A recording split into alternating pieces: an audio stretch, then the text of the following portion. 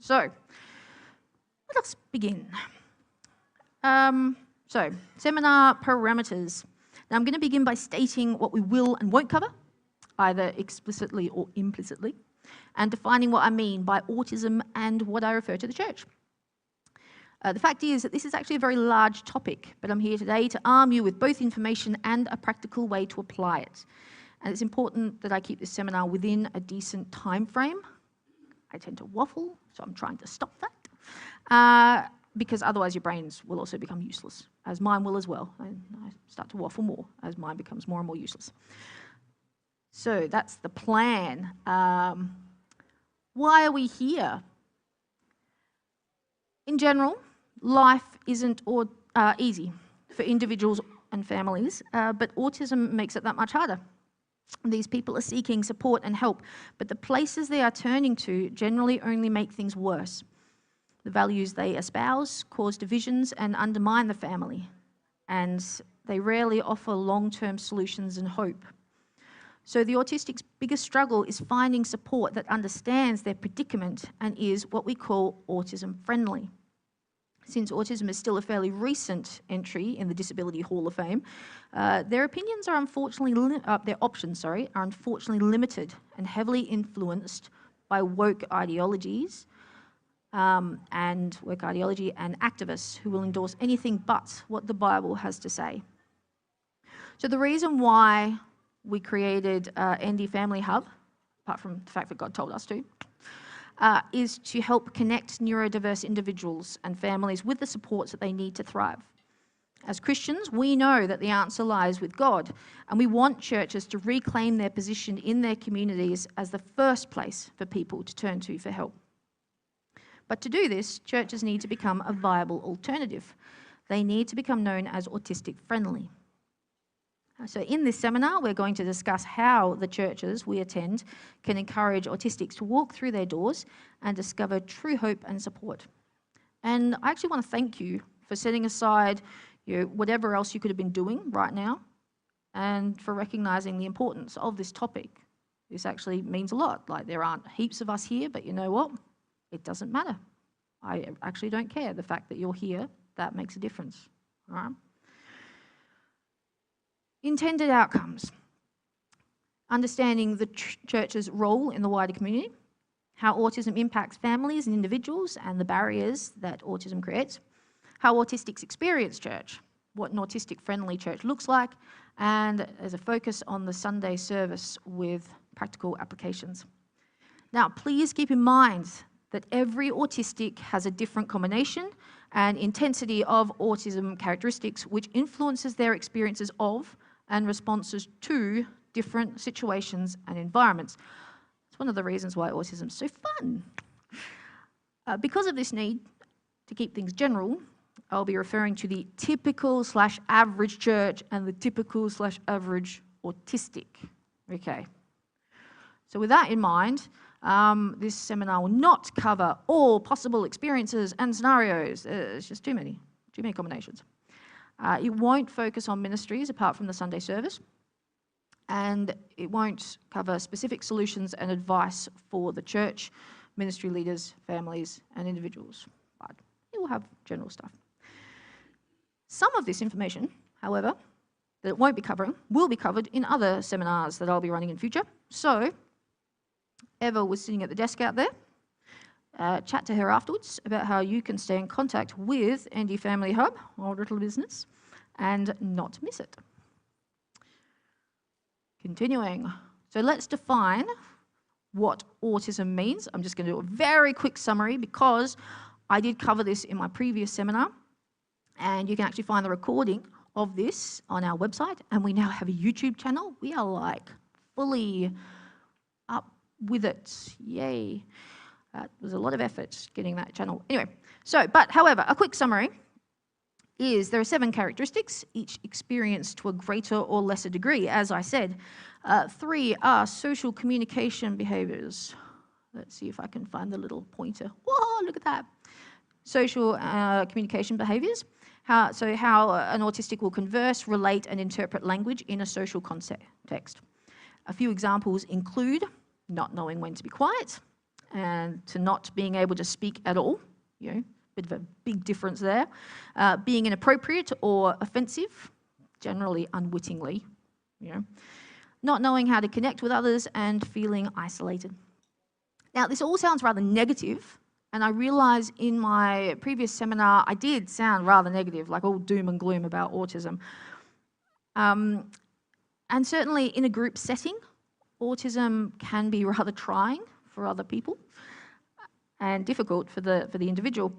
But it's often very different when an autistic when you interact with an autistic person, and when the autistic person interacts with you on an individual basis or a very small group basis, because they tend to be more at ease and comfortable in that scenario. And you'll find that actually autistics can be extremely loyal, caring and accepting, because, well, my theory is because they can be oblivious to the faults and weaknesses of others, or they choose to make allowances for them based on their own experiences. They know that life is hard, so they're like, well, I'll give this person grace, okay? But they can be very, very loyal. And so that's social communication behaviours. Then we have 4 options for repetitive and restrictive behaviours. Now, for a diagnosis, a person must have at least 2. One relevant example for each within the church environment would be, we have repetitive behaviour, making a particular noise or action over and over again. More than likely, they're doing this as a coping mechanism, and it makes them feel able to stay and participate. But it can be rather distracting for the person around them, people around them. Restrictive behaviour, needing to sit in the same seat every week. My seat's sort of over there, just letting you know that. Special interests, being interested, passionate, some might even say obsessed, with a particular topic, object, thing, etc. Personally, I volunteer hours upon hours every week for Andy Family Hub, because one of my special interests is autism and supporting families and individuals. And we have sensory, last one. Now, each person experiences the world using 8 senses, but for many autistics, these senses can be too sensitive. So, you're sitting in church and the music is just too loud. Or it could be too dull. They experience it, their senses are too dull. So a person might be sitting in church and think, I need it to be louder to really get into this. So it can be quite extreme opposites, in fact.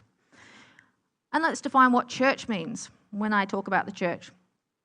Oh, can I just say, I loved the fact that even though this is a terrible weekend to have chosen, this particular seminar, I'm really glad that it came after Mark's sermon today on the church. Can I just say that? So, for those who are watching the recording of this, check out the sermon that happened just prior to this, which is about the church, and yeah, it was great. Anyway, so the point of this seminar is to ensure that autistics see the church as a place that can and will meet both their physical needs and spiritual needs. Thus, whenever I refer to the church in today's seminar, I'm speaking about the physical building, its culture and attitudes, its ministries and activities. So the general concept of church life. To ensure maximum benefit, I'm going to narrow this field even further when I discuss the autistics experience in the church, and even more so for part 2 when we have our discussion on the Sunday service. However, the concepts that we discuss can, whilst it's rather general, these concepts can and should be broadly applied to every aspect of church life. So I encourage you to introduce this at your next ministry team meeting, at your Bible study group, etc. Think about it. Think about what this could mean, okay? I do have plans for future seminars specifically concerning families and church, families and children, in the church, that you might like to attend. But what I'm saying is that there's no point in an autistic individual or family being able to attend the Sunday service but not being able to participate in any other aspect of church life. Right, done the parameters. We're now going to discuss specific ways in which autism may come into conflict with the church environment and strategies to overcome this. However, I want you to first understand the general barriers that autistics have when it comes to getting involved in social spheres in general, okay? While I consider it unfortunate if an autistic individual feel they can't go to the local pub, or if the autistic family struggle to attend a footy match, it is unacceptable if neither party is able to enter their local church. It's not okay. So I know that I'm probably preaching to the choir with what I'm about to say, but it's always good to be reminded of certain truths in life and just take a moment to reflect on how we do things. So I see there are 3 barriers: access, attendance, and participation. So let's begin with the initial act of walking through those doors. While a wheelchair user might look for ramps and wide doorways, for example, autistics have learned to sniff out whether a place is autistic-friendly or not. Whether they then stay or leave is determined later. We'll talk about that next in attendance. But the very first thing they need to know, which will enable them to walk through that door, is whether they meet compassion and not judgment, and whether their particular needs will be met.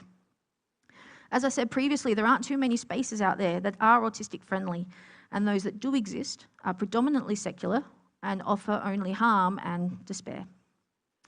These have nothing on what God and His church has to offer. So let's become the #1 safe space for autistics to gravitate towards.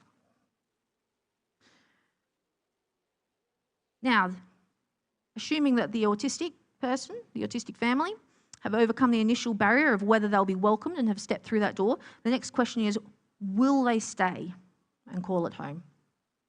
I reckon the reasonable person knows that there's only so much that can be done to cater for the individual or minority.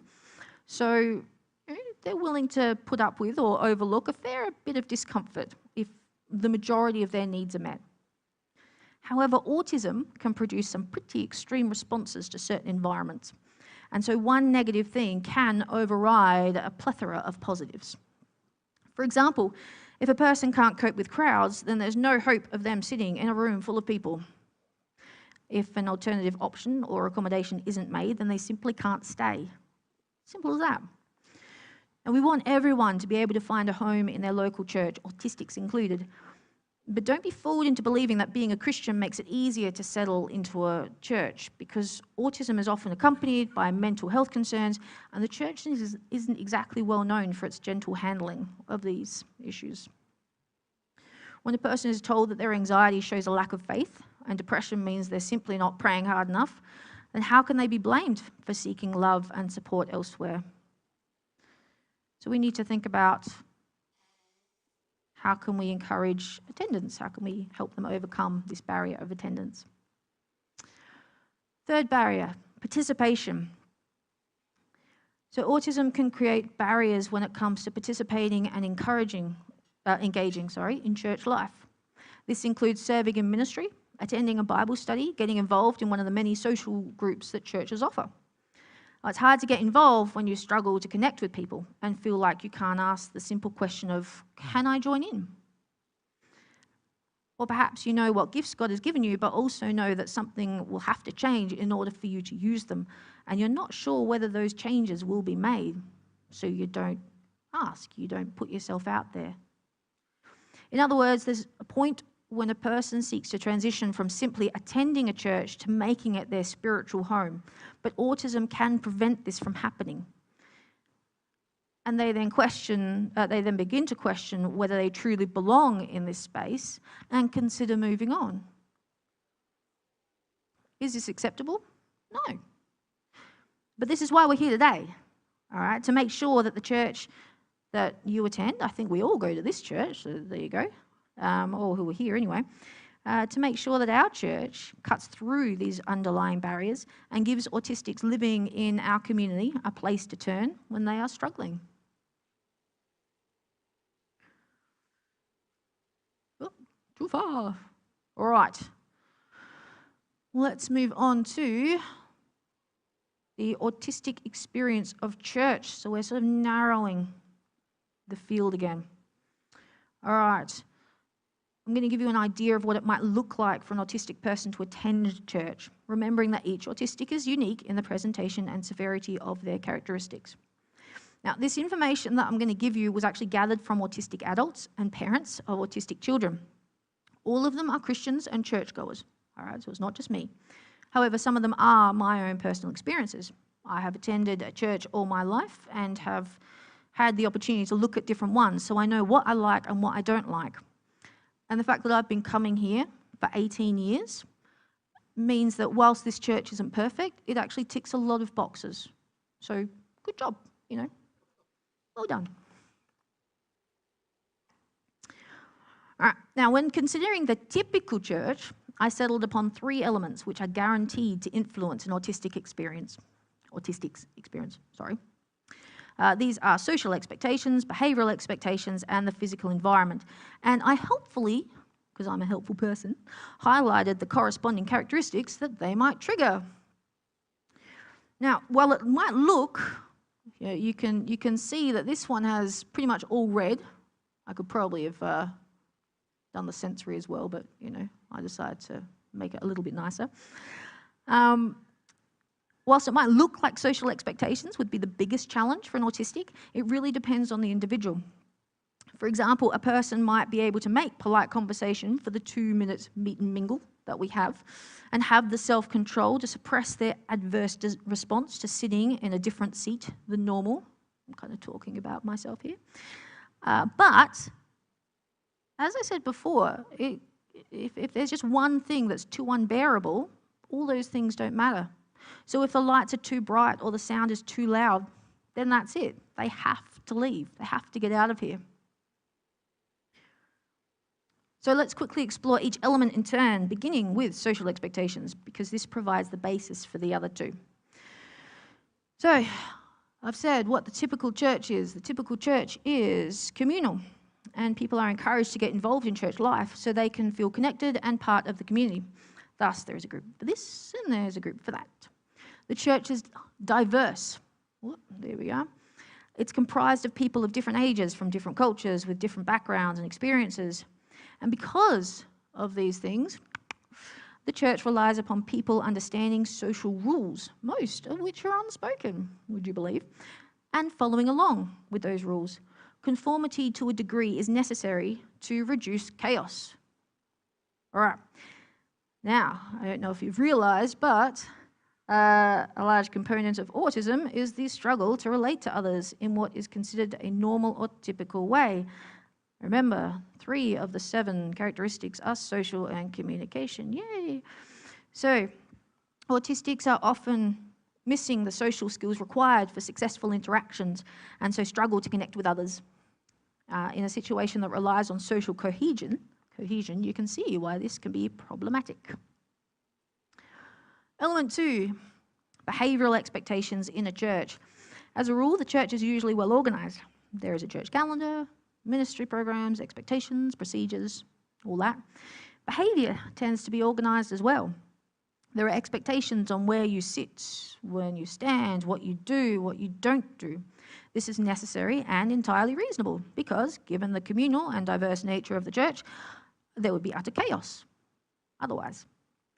Now, autistics generally like structure and rules because it means there is no room for interpretation, and it's in the interpretation that things get messy. Because what may seem eminently reasonable and logical to one person, doesn't necessarily make sense to another person, and the connections aren't made. And problems also arise when these rules or expectations are hidden. For example, where does it say that you can't ask questions during a sermon or walk around the auditorium during the service? It doesn't say that. You just know it. There's these behavioural expectations here. Behaviour is often outside of what expected or desired in the communal setting, behaviour of the autistic person, and this can lead to misunderstanding and conflict. And finally, physical environment. Just as the schedule is organised, so is the physical environment. It has to be to cater for the number of people attending and the type of activities undertaken. So let's just take this seating arrangement here. We have chairs because in our culture we don't sit on the ground. And older people don't do well standing for long periods of time. Neither do I. I'm lazy and I'm getting old. So, I appreciate a chair. They're set out in rows facing the stage, and there are specific angles, slightly, possibly angled.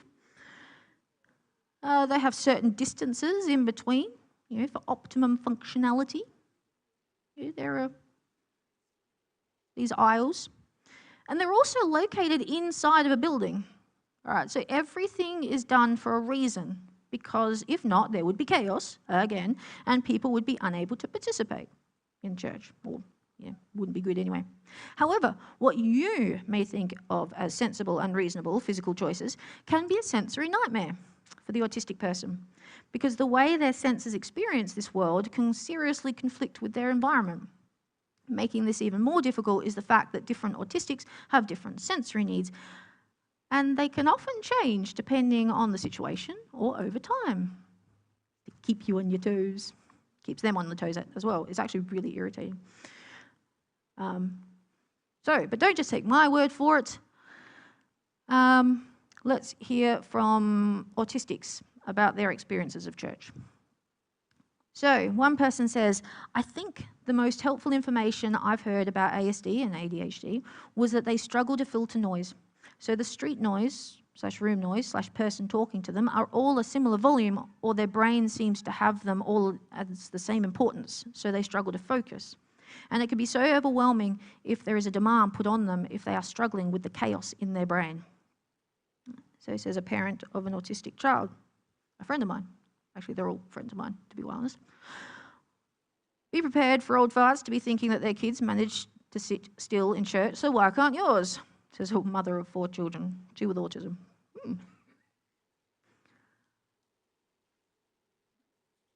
It is very hard for an autistic person to take place in worship.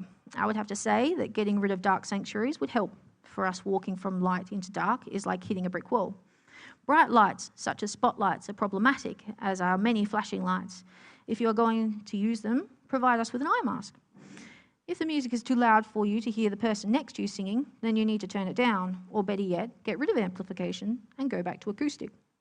Do not play long sets of music. If it lasts for more than 10 minutes, we will probably be in sensory overload, so we'll need periods of quiet time and prayer for us to recover. I personally prefer more meditative kind of services or healing services where the sound is gentle rather than full on, says an autistic woman. Now, again, this is what she experiences. Not every autistic will have these same problems, okay? But personally, one of the reasons why I like this church and why I stay here is because it has white walls. It's very light, natural lighting. Could be better, but, we take what we can. And it's not like a big, the stage isn't too high. I remember when we came, we thought it was too high, so we lowered it. And it's not a concert sort of feel to it, okay? It actually makes a big difference to limiting the chaos in my brain, and I just don't have to worry about that. All right, so I do agree to her, this woman, to some extent. All right. Now we're coming to the end of the presentation part of this semaphore before we have a short break and move into the practical application side of things. So we've covered the barriers that autistics face in attending anything, and then I outlined elements of church life that often come into conflict with autistic characteristics.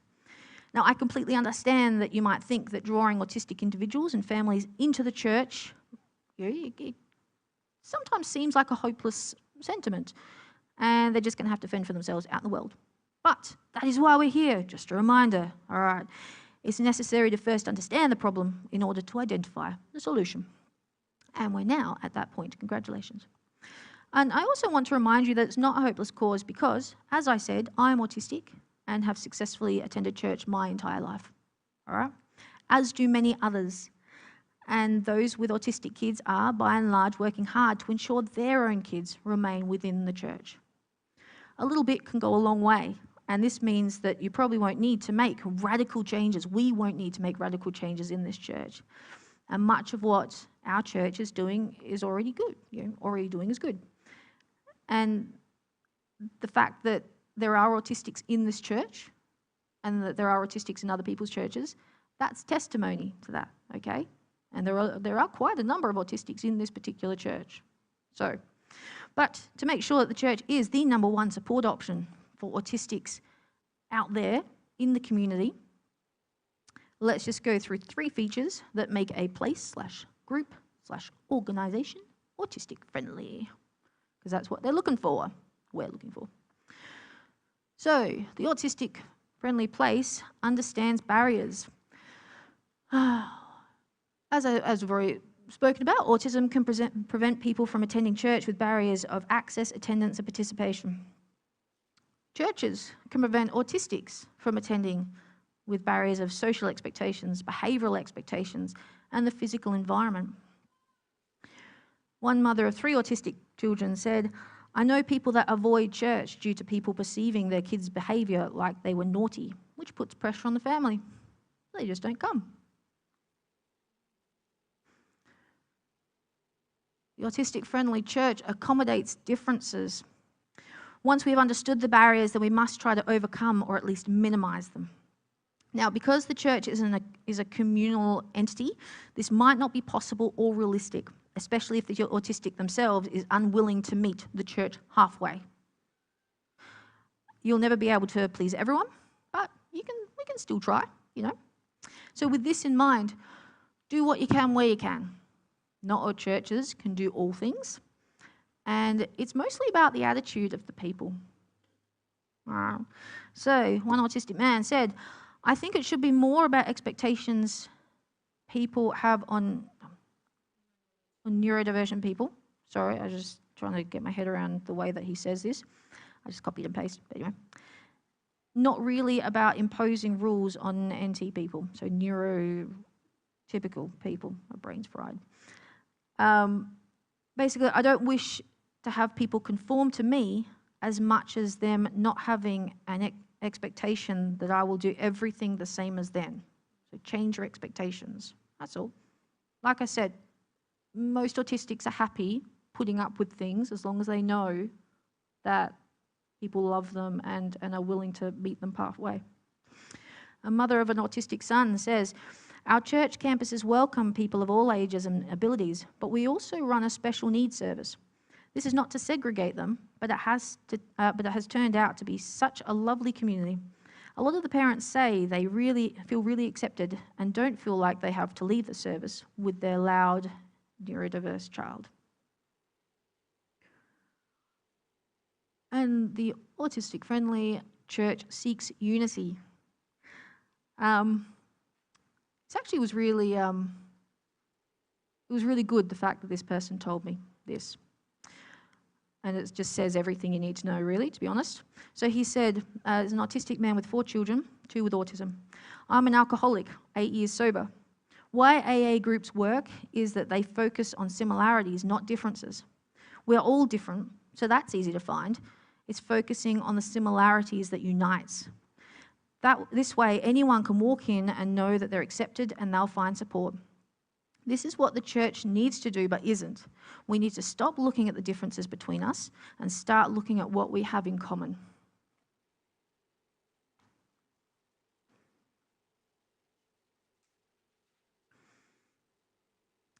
All right.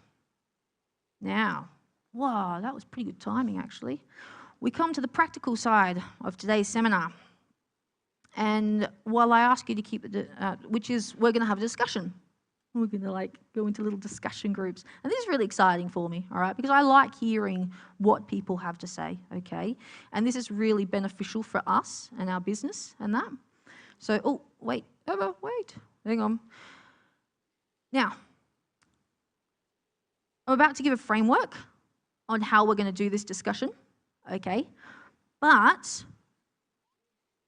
I also want you to keep in mind that whilst I want you to keep the discussion within the framework of the parameters of this framework, I also want you to privately consider the other aspects of church life and apply what you've learned there. All right, so just think about that. You know what I mean. All right. So because for this seminar to be truly effective, we can only focus on one small aspect, but really we want this to be for the entire church, okay, to be applied for the entire church. So in a moment, I might actually ask you, we've got enough people here to break into just some small groups, all right, 4 or 5, whatever you feel comfortable with. I'm not going to, as long as it's not a group of 1, that's not a group people. All right, we'll play spot the autistics, they'll be the ones in the group of 1. And we're going to hand out, Eva's going to hand out a sheet, and I want you to appoint a scribe. All right, so flip the back of the sheet over if you want, or just write the discussion points that you have, okay? Because we will then collect those, that afterwards, because we want to know about it, and we'll collate it. Any information that we get from the surveys that we get afterwards, any thoughts that might be emailed to us afterwards, we'll put together, and then we will actually, we're planning on emailing it to the church as well, but also any individual. If you would like a copy of that, feel free to ask. So, can you please move into your little groups, and then I'll go through the framework and how this is going to work, and we'll begin. So, stretch your legs, move about, have a bit of a brain break. Okay, so to make the best use of our time and to keep things on track, we're going to use the following framework. First of all, I made the executive decision to focus exclusively on the main service, since most churches hold this on a Sunday and in an official church building. Now, this isn't because we're all from the same church, that's not a problem, but, if people watching this recording, just letting them know. On the piece of paper that you've been given, there is a case study that I'm about to read out and a list of discussion points to help facilitate your discussion and to ensure that at the end of this we will achieve some practical outcomes. And as I said, I'd like you to appoint a scribe so that you can note down discussion points to be collected at the end of the session, and that will be made available. Now, please note that there is no right or wrong outcome to this exercise. Okay, you might find your group spending the entire time on one point. That's okay. Or else you might think, well, let's just tick off a few. That's okay too. It doesn't matter. The point is to have some sort of achievement at the end of it. So these are the discussion points. Now, I've identified and divided into 3 categories some common aspects of the typical Sunday service. They're people, the physical environment, and what comprises a service. Now, on the screen, they might not make a lot of sense. However, on the piece of paper, I've given a bit more detail to help facilitate the discussion, okay? So flesh them out. And then below it, I have reminders of the barriers, features, and needs, or elements and features that I spoke about. So we have people, attitudes and expectations of the people. The physical environment is the location of the church, the comfort that people feel, the atmosphere. Like I said, we have quite a natural light in this church. Others are quite dark and concert-like. The room layout, technology used, and the sensory component of it. And then you have the service itself, the organisation of the service, the sermon or the teaching, the length of it, the presentation, the way that the person presents, the speaker presents, if they use PowerPoint, whatnot, the worship style, how many people are up on stage, whether it's piano-driven or very guitar-driven, and then the way that people are communicated too. So like the newsletters, they stand up and give news points, that sort of thing. All right, and then you've got the barriers down the bottom, just to remind you. So, our case study. Now, this is actually a testimony written by a friend of mine who attends a Lutheran church in Adelaide. She's been diagnosed as autistic and ADHD, has 3 autistic children between the ages of 12 and 13, and her husband is suspected to be autistic as well.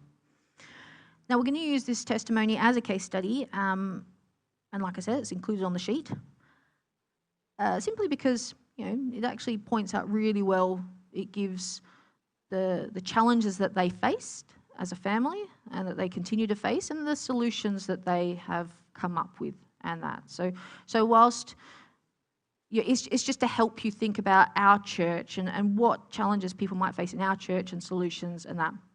Like I said, just talking points. So once I finish reading this out, I'll put the discussion points back up on the screen and we'll begin. Now, this woman says, the child who was most sensory adverse did much better once there was a set liturgy and hymns rather than contemporary worship. He did wear his hoodie to church for years and often sat in the nursery by himself or stood at the back or went out to the narthex to loudly ask Dad questions. But with his best friend in the row behind us, he tried really hard. Our most fidgety one did better when she sat with friends right behind us or when one of their kids came to visit us in our pew. When they left, our kids had gotten older and we were able to manage. Our church has colouring impacts, and I also discovered that if I grabbed one for myself and coloured next to her, she did better. The hours I spent braiding her church in hair, hair in church in hair, sorry. Now that they are 11 and up, sitting through the service is no longer a challenge. I do still bring fidgets, and we make use of the printed servants/order of service. For years, one of our kids would only tolerate sitting in the back or second-to-back pews, and if they were occupied, he would storm out. Now he copes with sitting elsewhere, but still prefers the back. All right, so I reckon we'll have 10 minutes of discussion, and then, I'll call it to a close. Be free, discuss, go.